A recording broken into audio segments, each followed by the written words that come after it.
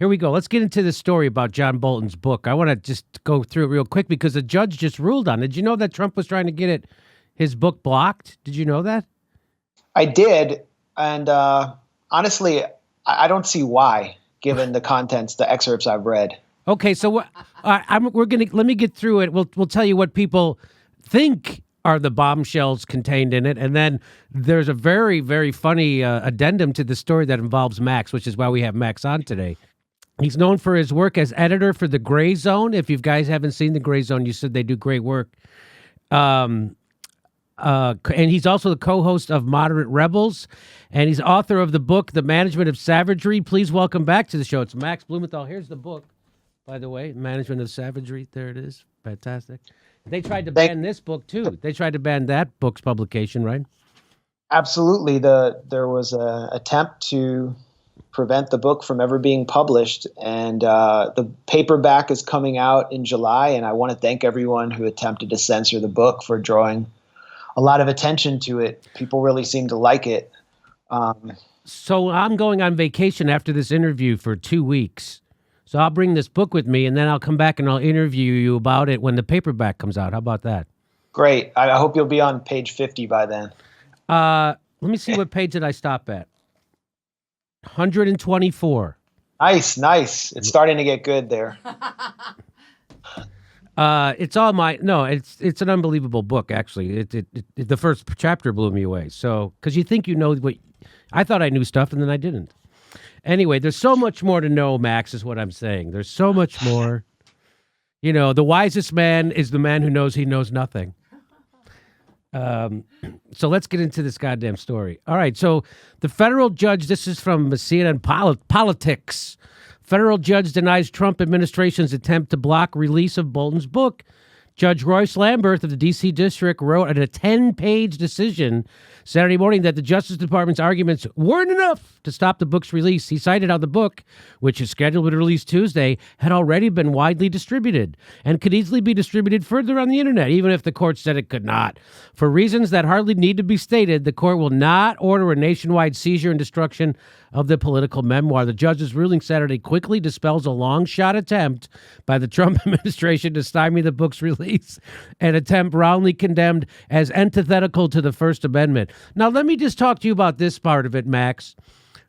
That's, Trump, whatever, he knows how to control a news narrative, or this news cycle. He knows why.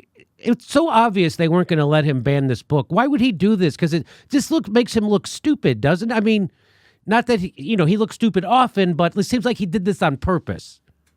Yeah, it was like what he did, it was like catnip for liberals. It was like injecting methamphetamines into the main line of liberal elite America when he did that. And then they all start to wonder what's in John Bolton's book. John Bolton was immediately propped up as this kind of resistance hero. And, when you actually read what's in it, or I haven't read the book, I've read excerpts of it by people who've been able to read it. And it seems like it just confirms that John Bolton is a Strangelovian psychopath who would love to ride through the ruins of what's left of an Earth that he nukes in a, nuclear-proof RV with a bunch of AEI fellows. I mean, it doesn't make Bolton look anything less than the psychopath that Trump portrayed him as. The hilarious subtext of this all is that this is someone Trump personally selected to be in, not just in his inner circle, but to basically control everything Trump saw and heard. I mean, if you know how the White House works, it's all about who controls the paperwork. And John Bolton was able to control the paperwork, leak on Trump, destroy the Trump, North-South Korea summit, and sabotage him left and right. And Trump basically volunteered to be cucked. As I said on Twitter, if your brain has to be 80% bong water to campaign against the neocons in 2016, then to not only bring in John Bolton, but Elliot Genocide Abrams and Jabba the Hutt Pompeo and every neocon Likudnik in Washington that Uncle Sheldon Adelson tells you to hire, Trump drowned in the swamp. So is that why he did that? it's because he's directed by Sheldon Adelson to do those things, you think? Completely. John Bolton has been supported by Sheldon Adelson, and he was supported by Robert Mercer, who is another big figure behind Trump. He was at the Gatestone Institute, American Enterprise, and a lot of other, of these kind of neocon hothouses in Washington that Adelson and the other Likudnik billionaires who control Trump's Middle Eastern policy fund. So it was completely about Adelson. John Bolton followed H.R. McMaster as Trump's national security advisor, and McMaster really represents the swamp.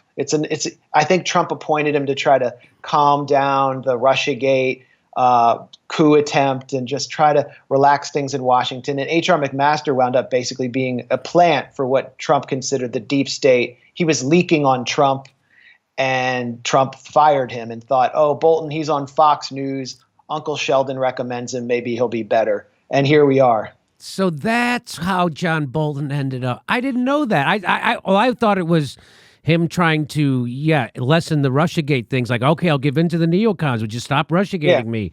That's what I thought it was, but I didn't. Okay, so there's more to it, but I didn't know Sheldon Adelson. I didn't know that connection, but sorry. So Bolton, go ahead. Bolton ran a huge super PAC that Adelson funded. So. Oh, okay. All right. So that's good. Remember when they went again? They went after Rand Paul. Yes. And John Bolton's super PAC was running these really personal ads against Rand Paul because Rand Paul, is the closest thing in the Senate to an isolationist, and that was it was all pro-Israel money going into it. Okay. So let's get back to this article a little bit. His book is called The Room Where It Happened. It portrays a president ignorant of basic geopolitical facts and whose decisions were frequently driven by a desire for re-election. All right, no big whoop. Who doesn't know this, right? Yeah, thank you, Neocon Walrus, for telling me that Trump doesn't know a lot about the world. I was completely unaware. I thought next thing he's going to tell me is that sky is blue. Okay, critics of Mr. Trump have asked why Mr. Bolton did not speak up during the impeachment hearings, while the president himself has called his former top advisor on security matters incompetent and a boring old fool. So here's the part that they think Trump might have been afraid of. On June 17th, the Washington Post and Wall Street Journal published several details from the book that, if verified, would shake a normal administration to its foundations. I think that's a little over the top. According to the Post, walls are closing in. According to the Post, President Trump asked Chinese President Xi Jinping, how do you say that? Xi Jinping. Xi Jinping to help him win the 2020 U.S. election, telling Xi during a summit dinner last year that increased agricultural purchases by Beijing from American farmers would aid his electoral prospects. This fucking guy. Trump's private conversations with President Xi that month were also cause for alarm. According to the Wall Street Journal's account, Xi had explained to Trump why he was basically building concentration camps in Xinjiang. According to our interpreter, Trump said that Xi should go ahead with building the camps, which Trump thought was exactly the right thing to do. As the two agreed to restart trade talks in the midst of the summer's disastrous trade war, Trump told Xi, "You're the greatest Chinese leader in 300 years." This sounds exactly like Trump. It does. It sounds exactly like what he would do and say. Trump allegedly said that invading Venezuela would be cool and that the country was really part of the United States. He also became obsessed with giving Kim Jong-un an autographed CD of Elton John's Rocket Man, which he considered a term of affection for the North Korean dictator. Trump's willingness to be influenced by authoritarian leaders also comes across in the room where it happened. According to the Post account, Vladimir Putin, in an attempt... First of all, let's just stop there. So his dealings with the Chinese leader, it sounds exactly like the stuff they tried to pin him in his impeachment, where he's doing this. And, again, so what? What do you say to this? Well, on the first point about, this will shake an administration to its foundations. I mean, does anyone remember when Obama was caught on a hot mic with Vladimir Putin, telling Putin that I can't do anything to negotiate with you until after I'm reelected? Yes. Kind of suggesting like, don't do anything crazy so I can get reelected. Then we can consider with the reset. We can continue with the reset policy. Yes. That didn't exactly shake Obama down to his foundations. In fact, I remember when Obama was debating Mitt Romney said Russia is the greatest threat in the world today, and Barack Obama said, "Hey, Mitt Romney, the Cold War called and wanted to tell you it's over." That's right. So, I got a big laugh. Actually, if we go back even further, Bill Clinton attempted to basically cut a deal with Boris Yeltsin to assist Boris Yeltsin's reelection by basically stealing the reelection for him from a communist challenger. And in exchange, Clinton would praise Yeltsin's scorched earth campaign in Chechnya. And Clinton went out and publicly compared Boris Yeltsin to Abraham Lincoln based on what Yeltsin was doing to prevent this separatist war in Chechnya. So, this is something that I think all presidents engage in with foreign leaders. And, Trump has said, I'm sure the conversations with him and foreign leaders are even more hilarious than we can imagine. Yes. I remember when he bombed Syria the first time over these dubious allegations of a chemical attack. He was at Mar-a-Lago with Xi Jinping. And he told Xi, I just bombed Syria. And then he said, isn't this marvelous chocolate cake? According to people there. And he's like, this cake is amazing. Wow. You can imagine him doing that, like these casino guys are like, this is really good cake. I love it. So it's like Dr. Strangelove for real. Yeah, I mean, it must have been, just weird to be around a character like Trump dealing with, situations where a Cold War can turn hot at any second. But it's even scarier to think that John Bolton was in the room. Go ahead. He's mocking Trump for calling an invasion with Venezuela cool. I mean, is he upset that Trump understated how awesome it would be? John Bolton thinks invading Venezuela would be orgasmic. Yeah, so that's weird that he is so like I have the book, haven't read the book, but it seems like how could John Bolton use that as an insult when that was John Bolton's number one project, was trying to overthrow the Venezuelan government, right? Yeah. So that's good. And then this whole thing of being friendly with dictators. I mean, okay, couldn't Trump be a little bit more, couldn't any U.S. president be a little bit more friendly to avoid at least a Cold War? Could they be at least as friendly as Ronald Reagan was with Gorbachev? So it's this constant rhetoric we hear about, engaging with authoritarians. And sometimes it takes someone whose brain is filled with bong water and colostomy bag residue to really have that soft side of themselves. It was Reagan when he was descending into Alzheimer's who became deeply afraid of nuclear annihilation. And his soft side came out. Nancy Reagan was actually pushing him towards that as he kind of declined mentally. So I think, Trump and his friendship with Kim Jong-un had a lot of potential to fulfill what 80% of the South Korean public was yearning for, which is an end to this war, which has never been over, and an end to being occupied by U.S. troops, and an end to fearing nuclear annihilation or an artillery attack on Seoul every day of your life, along with universal conscription for every young South Korean male, which ripped that society apart.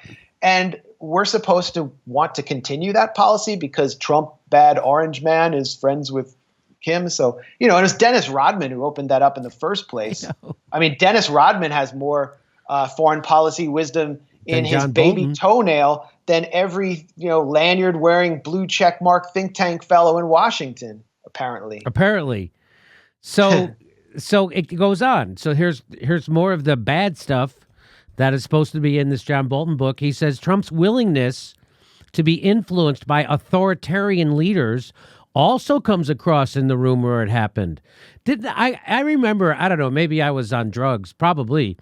Doesn't mean it didn't happen. I'm pretty sure there's a picture of George Bush literally making out with a Saudi prince or some, right? Literally not only holding hands as they walk like a couple of same-sex lovers, but literally making out with him. They kissed. Did they not kiss, Max? They kissed, and they kind of, kissed on the mouth. On the mouth kiss. And this was in Michael Moore's Fahrenheit 9/11 film, not just an image, but video of it. But I believe Barack Obama bowed to King Abdullah. Yes.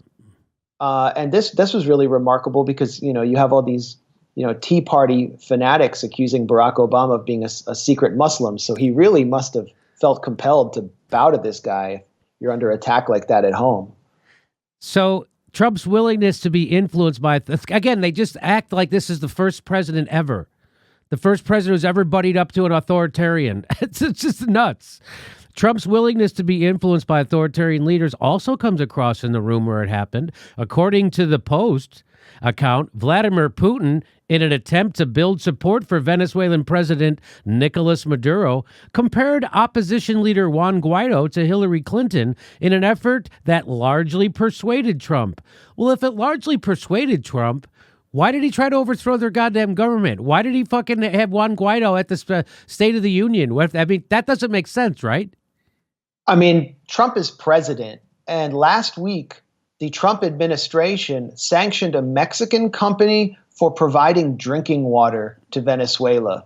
The Trump administration is attempting to cause a famine in Venezuela. They want to kill millions of people to achieve their geopolitical ambitions, which is to replace a socialist government with one that is a marionette for every oligarch and oil tycoon in America, in the United States. Right. So Trump has presided over all of that. They've gotten pretty much everything they wanted. They got genocide Elliot Abrams in the State Department. So I don't know what he's talking about. What I can say is that there is a grain of truth to what Bolton's saying here. On April 30th, when Juan Guaido launched his first failed military coup, where he managed to convince a grand total of 30 Venezuelan soldiers to join him, and then he was kind of left alone in the street with his cell phone, like, oh shit, Donald Trump was interviewed the following day by the lady whose name I forget because she got fired, and he started calling Maduro a tough cookie. And Trump really does kind of respect power. He understands who's in charge. He realized the real government and the real powers with Maduro, the military's with Maduro, and the Chavista movement still has a strong base. And Trump was wise enough to recognize that in his kind of crude way. He also called Juan Guaido, according to John Bolton, this is a much better comparison than Hillary Clinton. It's a perfect comparison. He compared Juan Guaido to Beto O'Rourke. And that's really who Juan Guaido is. I mean, Juan Guaido's a spent force. He's finished. Trump made fun of his wife, Fabiana Rosales. If you're watching right now, Google Fabiana Rosales. He compared her he said she looked like a little girl and didn't even wear a wedding ring. And, he just couldn't take Guaido seriously. I mean, who could? Right. So what is Bolton complaining about here? We'll move on. Bolton also claims that in May 2018, Turkish President Erdogan gave Trump a memo describing the innocence of a Turkish firm under investigation by the U.S. Attorney for the Southern District of New York. Okay. According to the book, Trump then told Erdogan he would take care of things, explaining that the Southern District prosecutors were not his people, but were Obama people, a problem that would be fixed when they were replaced by his people. What do you say to that, Max? I mean, it sounds like if Trump made good on that, it would be another attempt by the Trump administration to politicize the courts, politicize virtually every institution, and poison every institution. I'm not sure if he made good on it. But the funny thing is that John Bolton's predecessor, and actually I hadn't heard this allegation before, so I'm just reacting in real time. John Bolton's predecessor before H.R. McMaster was Michael Flynn. That was Donald Trump's first national security chief. And remember, when Flynn was destroyed and, forced to resign and then faced, legal prosecution, the way that was described to us was all about Russia. Right. And we now know it had nothing to do with Russia. We can get into the details. But what was left out of it was that it was really about him failing to register as a foreign agent for Erdogan and for Turkey. Flynn was an unregistered foreign agent for Turkey who was lobbying, not just lobbying, but part of his contract was requiring him to go to Pennsylvania and capture an exiled cleric named Fethullah Gulen, who Erdogan considers his most mortal internal enemy. The Gulenists is who Erdogan blames every internal plot on, and he's living in Pennsylvania. He's a negotiating chip for the U.S. against Erdogan. And Flynn was driving around in Pennsylvania with his son, trying to make good on his special forces background to do a snatch and grab operation of Fethullah Gulen on behalf of the Turkish government. And this really never came up in our media before. Why? I think because Erdogan is in NATO and they don't want to piss off Erdogan too much. But this is an amazing scene, right? I mean, this should be like it should be a Coen brothers movie. So what? And this actually took place. But so you're saying that the reason why that particular part That's how Flynn got in legal trouble was he was lobbying for Turkey without registering with the Justice Department. Yes. So they used the FARA, right, which means you're a foreign agent and you have to register. That's the same thing they did to Manafort. But correct me if I'm wrong, you know better than this, Max. In D.C., isn't that very common that they don't register? And then if they get caught, then they're allowed to register in retroactively and nobody goes to jail? Yeah, the Justice Department is much stricter on RT guests than they are on foreign lobbyists in Washington. And, if you want to talk about Turkey, I mean, John Bolton was ramming home Turkey's agenda in northern Syria the whole time he was in office. I mean, he was Erdogan's best friend, along with a guy named James Jeffrey in the State Department. Basically, they handed over northeastern Syria they wanted to hand over northeastern Syria to Turkey. So you're saying that they wouldn't report that story about Flynn going and kidnapping that guy for Erdogan. They didn't report that because Erdogan is a friend of the United States. He's in NATO. And so how does that get from that to the media to Chris Hayes not telling us that story? Exactly. I mean, it's not that story wasn't told. If you Google it and look for it, it's out there. But you're someone who pays very close attention to politics and to all these scandals and pseudo scandals, and you hadn't heard of it. So that tells you how the story was never amplified. Ever. And people like Chris Hayes, who play the role of amplifying the Democrat Party's narrative, they didn't touch it because it just was too confusing. It was a diversion from Russiagate. And Russiagate was so convenient for so many powerful interests in Washington. It was the result of a confluence of interests between the Hillary Clinton and DNC dead-enders and the national security state, the John Brennan types, because they wanted to amp up a new Cold War with Russia. As far as Turkey goes, it's ruled by someone who is not a small d Democrat, who jails more journalists than any country in the world, who was incredibly repressive towards Kurds, who has invaded Syria, who has presided over the rise of ISIS and al-Qaeda in Syria, someone who you think would come in for much more consternation from Washington, but he's in NATO and he's a powerful force that NATO, which is just an extension of U.S. power, has to manage. The point here, Jimmy, is just that the Washington press corps, all the way down to these MSNBC pundits, they just echo NATO and the national security state, and they are, controlled in a way that without even knowing it. And that's why we never heard that story. Huh. So just get in back. my opinion, my humble opinion. Yeah, no, it's exactly. The details from the book would also confirm his public attitude towards journalists. These people should be executed, Trump told Bolton in a meeting where he said that reporters should be jailed in order to find out their sources. They are scumbags. Well, from a guy who was being the victim of an evidence-free conspiracy theory at the tippy top of journalists in every corner of America, you could kind of see him saying something like that. I can totally see him saying I'm sure that's true. I mean, it doesn't seem almost doesn't seem unreasonable to say. By the way, Judith Miller, who is, one of the worst journalists who ever lived, was jailed because she refused to disclose her source, who turned out to be Scooter Libby. So it wouldn't be the first time. And you know who else is in jail? Julian Assange, a publisher, journalist who's in jail simply because he published classified information.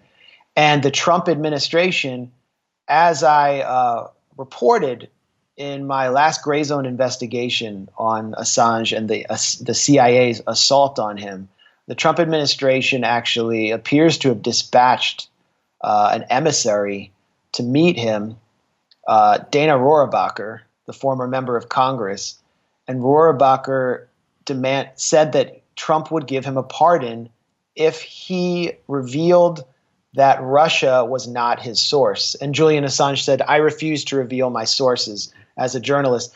So the whole deal went down the toilet. That meeting was, just for those of you wondering, what my source on it is, it's Assange's lawyer, Jen Robinson, who is in the room. So I'm pretty sure that meeting happened. Then Donald Trump said, screw Julian Assange, he won't reveal his sources. But where is anyone in Washington right now who's whining about Trump's war on the media to say one word for Julian Assange? Nowhere. They in passing, like I have seen journalists say, well, of course, Julian Assange said it was doing journalists, and it would be a bad precedent to. So they would. That's how they'll say it. They'll say it once for 5 seconds, and then that's it. So it's a sin of a lack of emphasis. It's a sin of omission that they're committing. It's sort of this, they'll rattle off an editorial at the Washington Post that's kind of like a little boilerplate statement that it might threaten the rest of us, but he's a bad guy. But just really quickly, I mean, this is extremely crazy. I mean, what I reported in my piece at the Gray Zone, it was about journalists actually who were going to interview Julian Assange. This is part of what I revealed, and it's been out there in Spanish language media, having their phones taken by a CIA contractor who was posing as embassy security. Their phones were hacked into, their devices were hacked into, and images of their devices and their hacked phones have come out through a Spanish court case, in which the director of this CIA contractor who runs a Spanish company is actually on trial. So I have photographs of the phone of the Washington Post Eleanor Nakashima and the New York Times correspondent Anthony Lowell Bergman, because I got them through this Spanish case. And you haven't heard anything from the Washington Post or the New York Times about the CIA spying on their reporters. Why is that? Why is that? Well, I know that the answer is pretty obvious. Yeah, well, the owner of the Washington Post is in bed with the CIA and he sits on the Pentagon board. Exactly. Can you imagine if Vladimir Putin's FSB did that to a Washington Post reporter? What would happen? Right. So here what they say is the most important nugget. Bolton's claim that Trump told him in August of last year that security assistance to Ukraine should remain on hold until the country agreed to investigate Joe Biden's son. So that's supposed to be the big. So we already had an impeachment over that. No one gives a fuck. Nothing happened. That's not really a bombshell. Is that a bombshell? I don't think so, right? I just, throughout these last few days, as people have filled the streets to protest police murder and racism in America, I've just been wondering the whole time, where is Lev Parnas and Alexander Vindman? That's really what's on my mind. Those were the whistleblowers inside the White House. The whistleblowers, yeah. You're not a whistleblower if you work for the CIA and you're not blowing the whistle on the CIA. If you work for the CIA and you tell something about someone else, you're just doing spook stuff. That's not whistleblowing. Anyway, yeah, so it's like more like CIA megaphone holders or something. Yes. Hey, this is the part where I tell you where our live shows are, but there aren't any. And then I would tell you to go join our premium, but nobody has a fucking job. So why don't you just enjoy the video?